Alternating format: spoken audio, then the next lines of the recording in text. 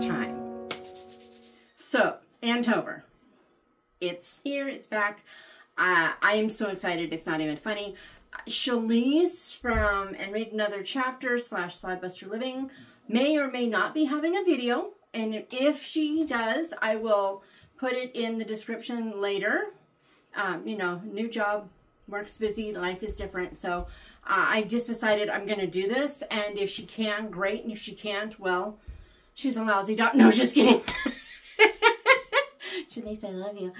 So, you know, but AnneTober, because October, and I'm so glad I live in a world where there are Octobers. I almost wore that shirt, but you really need your AnneTober shirt, right? So I went for AnneTober. But, drink, all of a sudden, she can't even speak. Dry throat. I keep saying wanted to, see what I mean? I kept wanting to say throat dry instead of dry throat. My dog is over there going, like, he's like, oh, I just can't stand the embarrassment. Oh, goodness. Okay, so, but this is what we're doing. It's AnneTober, October, the month of October, all the fun stuff. Now, I had all kinds of ideas, and I really played with them. And, like, one of the things I had said we were going to add activities. Well, Chantal from Chantal Reads All Day is doing this cozy read-a-thon thing, reading challenge, read-a-thon. I think it's a read-a-thon. Anyway, she's doing this cozy thing, and there's activities in that, and I'm like, no, do her activities. I don't need this. So last year, my quotes corresponded with a genre.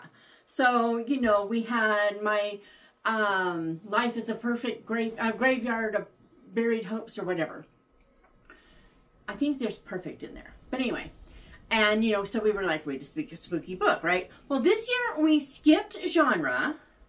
So last year I know there was sci-fi, there was spooky, there was comedy, and a book that starts with E for Anne with an E and everything. Well, this year instead, I went for content, and I did it deliberately so that maybe it will fit with the other, you know, there's Victober, so maybe it'll fit with some of those. Really, Neville? Is your leg that tasty? He decided to chew his own leg for reasons. I know, he's scratching, but it feels weird. Anyway, so we're doing this. We've got 9 prompts. 1 is free. You know, just do whatever you want to. I have the pretty little bingo board. It's the same bingo board. Mostly the same quotes. I swapped 2 out. I think maybe every year I'll swap 2 out, right? So I swapped 2 out. But instead of genres, we have these other things. So I'm going to open up the laptop. And I had planned on doing this like with all of my ideas and things that you could do and everything, all the recommendations and stuff. And I was like, no, let's have just a straight up announcement video. And then gotta make sure I, you know, put my password in on the right keys or it won't work. I don't know why it is that way, but it is, right? So, and then I'll do a separate one because it feels like there should be a separate one for whatever. So, AnneTober 2024. There will be a link to the board in the description so that you can find it. But obviously you saw me making the board. I just swapped stuff out and did my thing, and for some reason it was really funny. I on one of them I had, you know, I had a new quote that I needed, but it didn't paste in all capitals like it was supposed to. And so instead, at first I was like swapping out each letter, and then like, oh, this is dumb. So I would write a few words and delete a few words. I was like, why didn't I figure that out earlier? It's what I always do when I have to do this. Like if I'm rewriting someone's synopsis, I write the other thing and then I delete what I'm rewriting. You know what? This is what I do, but for some reason, I don't know. So anyway, we have AnneTober, and of course, across the bingo from left to right, top to bottom. The first one we have is Call Me Anne with an E, because, you know, will you please call me Anne with an E, right? Because she wants Cordelia and she can't have it. Boo-hoo. So for that quote / prompt, I went really simple. I was like, just read an ebook. you know, an ebook, right? So any ebook, it can be NetGalley, it can be on your, you know, Kindle already. You can get a new book. And one of the books that you were planning on reading for some other challenge, maybe it's in Kindle Unlimited and you can just go read it that way to get a double whatever. So it's really super simple, really, you know, nothing too brilliant about it. But I was like, you know, and with an E, let's change these up and let's do an ebook. So first one, read an ebook. Second one is Kindred Spirits. You know, she talks about how there are more kindred spirits in the world than she had thought. And, you know, it's just her attitude about kindred spirits, you know, people who have just that beautiful connection. And so we were just, I was like, I don't remember last time. I can't remember what it was. What the thing is, I've already forgotten. But this time we're just switching it out, and just any book that has a really special friendship in it. It doesn't have to be, you know, two best friends from school days. It can be, you know, those wonderful books where you've got this younger child and this older person and how they have that really neat connection. Was it Ellen Foster that had that kind of a story? Can't remember. But, you know, that kind of thing. Or even like The Extraordinary Deaths of Mrs. Skip, where you've got this young woman and this who's just starting her life and career really as a woman. And then you've got this older woman who's dying, and that juxtaposition and all the beautiful stuff. So, you know, just a book about really special friendships. And then the last in the top row is, I suspect it was a romantic way to perish. And so for this, we're not going with, you know, a romance. I think in the last one, there was a death in the book, you know, and that wasn't genre, but I'm pretty sure that's what it was. So that's kind of interesting that I didn't have a genre. But this time we're just going to do something where a book has romantic sensibilities, not a romance, but like from the romantics, you know, Anne Shirley's idea of what is romantic when we romanticize. So technically you could do something like Clock Tower Bound, where, you know, my character Anne, who is heavily influenced by Anne, she has romantic sensibilities and she romanticizes her life. But it doesn't even have to be like that. It can be, you know, Gothic literature to a romantic is romantic. So, you know, it can be something like that. It doesn't have to be whatever. In my opinion, the Anne of Green Gables series is romantic in that sense. A Tree Grows in Brooklyn, to me, is romantic, even though it's, you know, it really emphasizes the beauty and whatever of life. And there's a lot of ugly in A Tree Grows in Brooklyn, but it's how these people create a beautiful life amidst the ugly. That is romantic. So, you know, it's really simple. A book that has something, you know, there's something about the romantic sensibilities in the book, you know. So there's that. Okay, this one, Shalisa and I cheated. This is technically from the movie, the Kevin Sullivan, you know, the good one. The other travesties we don't mention.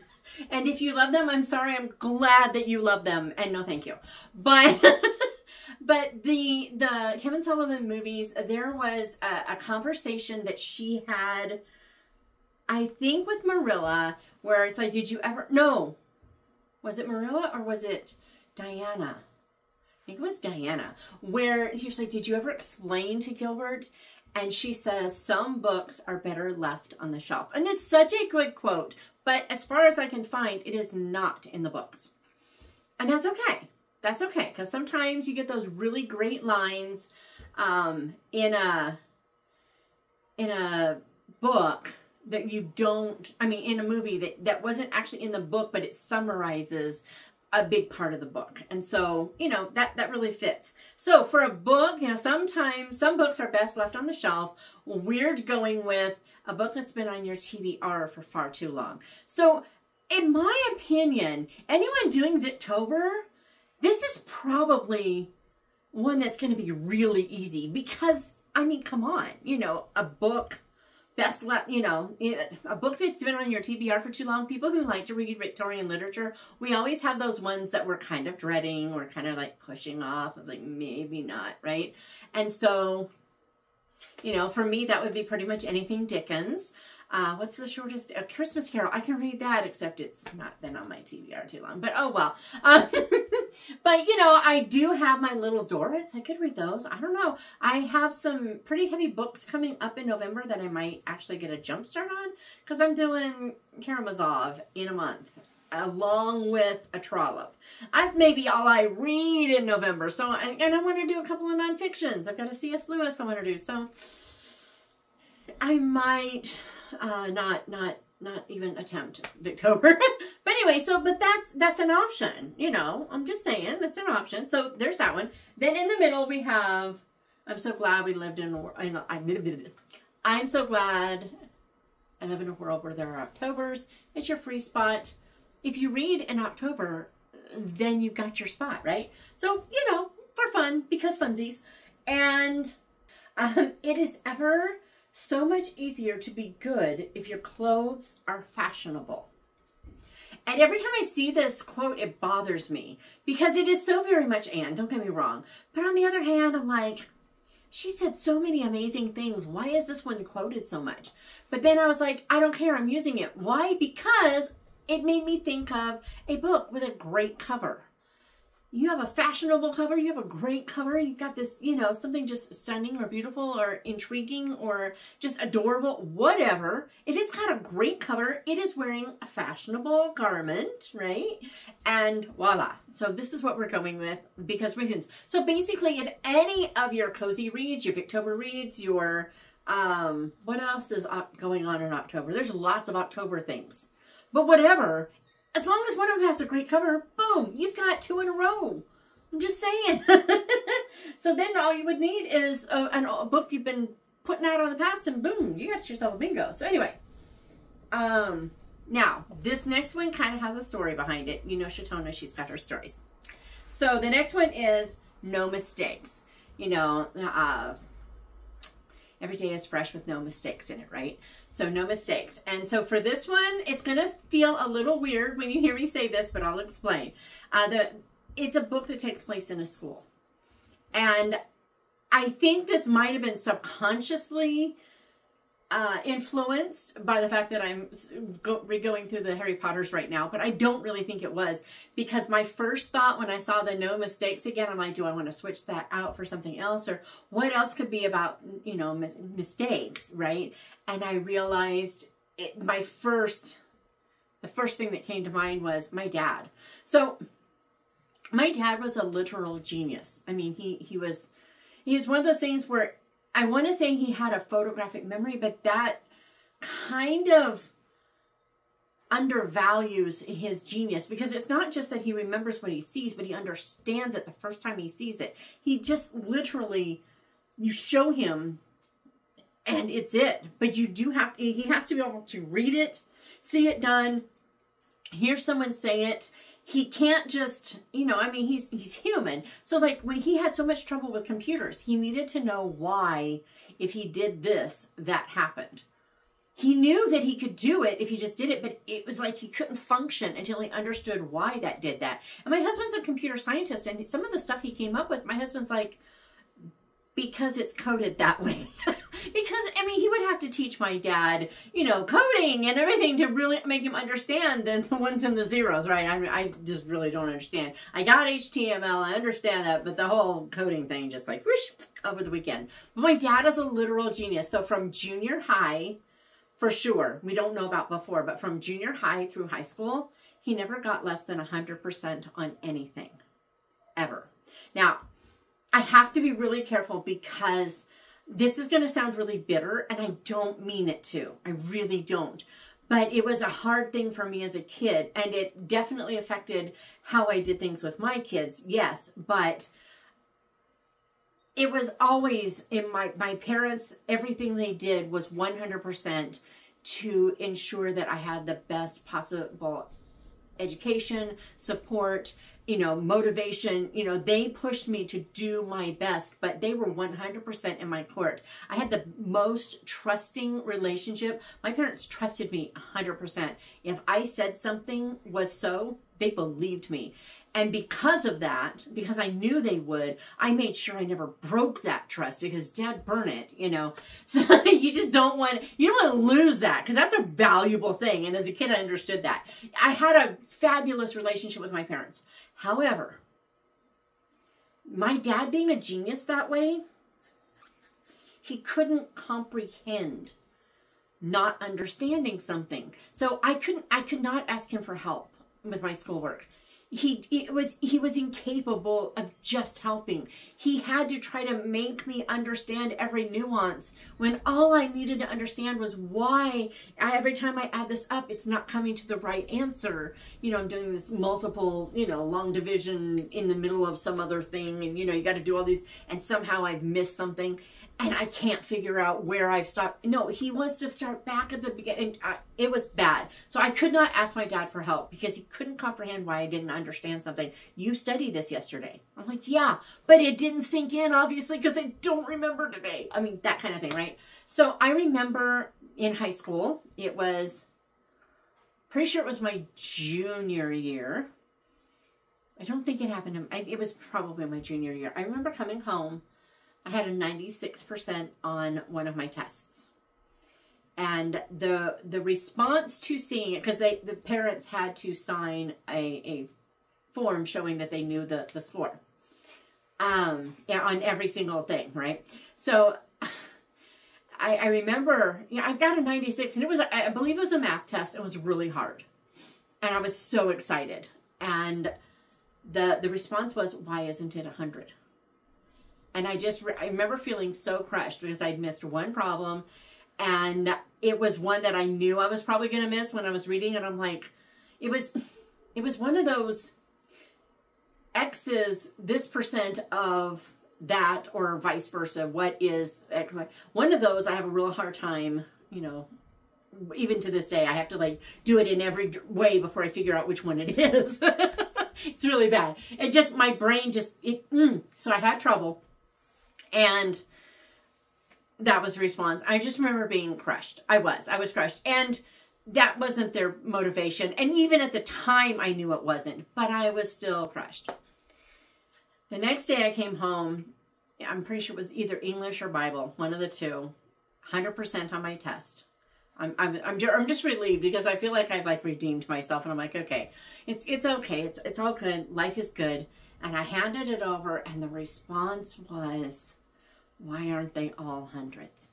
Now, I just thought of something telling you this, like literally right there. I think I understand now why Mom said that. Wow. I always thought it was about hundreds and making sure you get everything perfect, because Dad doesn't understand mistakes. But I wonder if Mom didn't see a little bit of pride and arrogance in me. And that's why, because that came from Mom and not from Dad. And I wonder if that wasn't her way of just kind of bumping me down, going, yeah, you got 100, but you know, you're not perfect. Don't get a big head, because you've got this 100, right? And I mean, I got lots of hundreds because I had to. It was expected, but wow. I think I just kind of understood a little something, but I know that that it was a 2-day period, stood out so much in my mind that I know with my kids, I probably didn't push hard enough, because I was like, I don't care what your score is. I want to know that you understand it. And if you have to get it wrong 1,000,000 times until you understand it, I don't care. You know what I mean? That was kind of my attitude. And because I understood that you don't always just understand right away, because not everybody is my dad and a genius, right? So that's why no mistakes, because when I think of no mistakes, I think of my dad and the fact that he went for 6 years of his life without making mistakes in any of his schoolwork. I can't comprehend that, but that was my dad. So that's why, long story, you didn't need to know it, but I told you anyway. Okay, so the next one is when your imaginations come true. There's a quote about when your imagination, you know, isn't it wonderful when your imaginations come true? And so this one's really simple. It's just a book where some kind of dream come true happens in the book. It doesn't have to be the entire point of the story. I think I wrote it in a way that might sound like that's what I mean. That's not what I mean. I just mean that it's in there.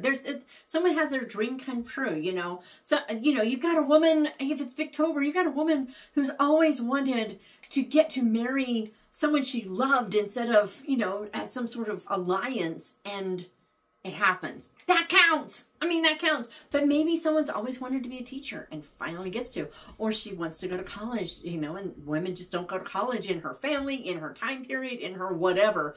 But she goes. Whatever it is. If there's a dream come true, it counts. And really, reading Anne Shirley counts for a lot of these. If you read them as an ebook, you can get a lot of these just in one of those books. Because I mean, a family was her dream come true. You know, she had a lot of dreams come true in her story. So I mean, there's a lot there.